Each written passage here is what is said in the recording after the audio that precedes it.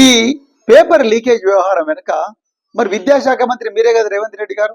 మరి దీని మీద పూర్తి స్థాయి విచారణకు ఆదేశించి దీని వెనుక ఎవరున్నారు, ఆ వేముల వీరేశం గారి మనుషులు ఉన్నారా లేకపోతే ఎవరు మనుషులు ఉన్నారా అనేది క్లియర్ గా మీరు మరి పూర్తి స్థాయి విచారణకు ఆదేశించి వాళ్ళ మీద కేసులు పెట్టి దీని లోతుల్లోకి పోవాలి కదా. అది చేయకుండా మీరు ఏమీ సంబంధం లేని ప్రజల ప్రయోజనాలను రక్షించడం కోసం పోరాడుతున్న కేటీఆర్ గారి మీద కేసులు పెట్టారు. కేటీఆర్ గారికి ఎట్లా తెలుస్తుందండి వారి కులం? లేకపోతే ఆ దిలీప్ కొనతంకి ఎట్లా తెలుస్తుంది వాళ్ళ కులం? లేకపోతే ఆ డాక్టర్ మన్నె క్రిషాంక్ వాళ్ళ కులం ఎట్లా తెలుస్తుంది? ఒకవేళ తెలిసినా కూడా వాళ్ళని కులం పేరుతో ఏమన్నా దూషించిండు ఆయన? ఆ విద్యార్థుల్లో కూడా ఎస్సీ ఎస్టీ విద్యార్థులు ఉన్నారు కదా, మరి వాళ్ళ ప్రయోజనాల గురించి కూడా కొట్లాడుతున్నారు కదా. ఆ విషయం వీళ్ళకు గుర్తుకు రావడం లేదా? అంటే బ్లైండ్ గా వీళ్ళ మీద కేసు పెట్టండి, బ్లైండ్ గా వీళ్ళని జైలుకు పంపించాలి అన్న ఆలోచనతోనే ఈరోజు ఇక్కడ తెలంగాణలో పోలీసు రాజ్యం లేకపోతే రేవంత్ రెడ్డి రౌడీ రాజకీయమే నడుస్తుంది తప్ప ఇంకోటి కాదు అని చెప్పేసి నేను ఈ సందర్భంగా చెప్తున్నా.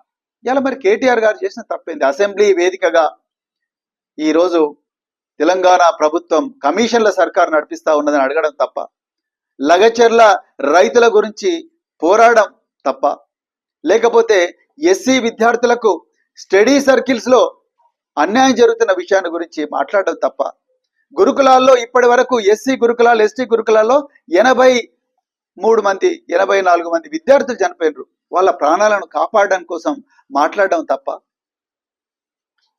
కేసీఆర్ గారు ఎంతో గొప్పగా ఎంతో ముందు చూపుతో పెట్టిన గురుకులాలను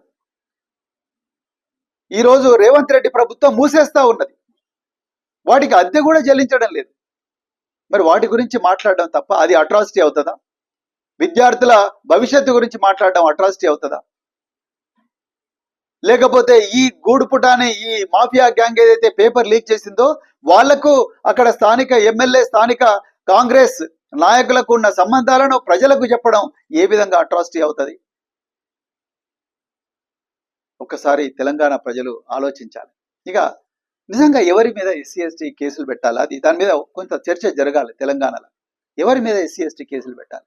ఎస్సీ ఎస్టీలు ఉన్నారు, బీసీలు ఉన్నారు, మైనారిటీలు ఉన్నారు.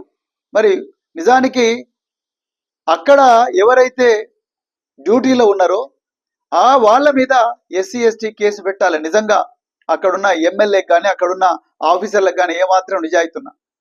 కానీ ఈరోజు ఈ లీకేజ్ వ్యవహారం, విద్యార్థుల జీవితాన్ని నాశనం చేసే లీకేజ్ వ్యవహారం ఎక్కడ పెద్దగా అవుతుందో, ఎక్కడ తమకు తాకుతుందో అని చెప్పేసి ఇవాళ డైవర్షన్ యథావిధిగా రేవంత్ రెడ్డికి తెలిసింది ఒక్కటి పాలన చేత కాదు, డిసెప్షన్ అండ్ డైవర్షన్, మోసం చేయడము, పక్కదో పట్టించడం.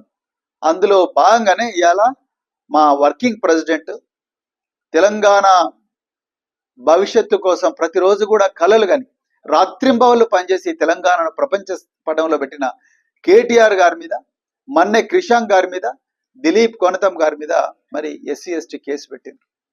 ఇంతకన్నా ఘోరం ఉంటుందా తెలంగాణలో? ఒక్కసారి ప్రజలు ఆలోచించాలి. నేను ఆ ఎస్సీ ఎస్టీ కేసు వివరాలకు నేను తర్వాత వస్తాను.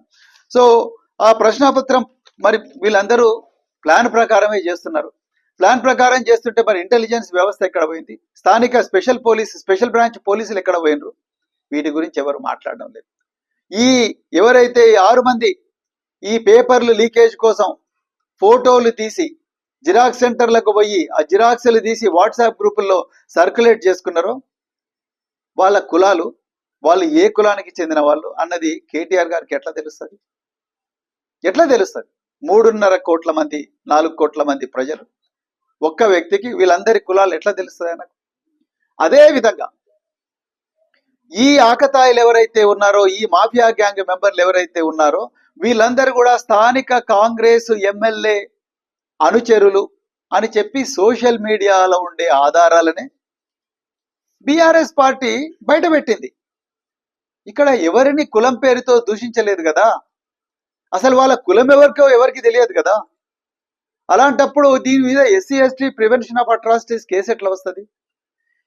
ఎన్ని సుప్రీంకోర్టు రూలింగులు లేవు, వందలాది సుప్రీంకోర్టు రూలింగ్లు ఉన్నాయి.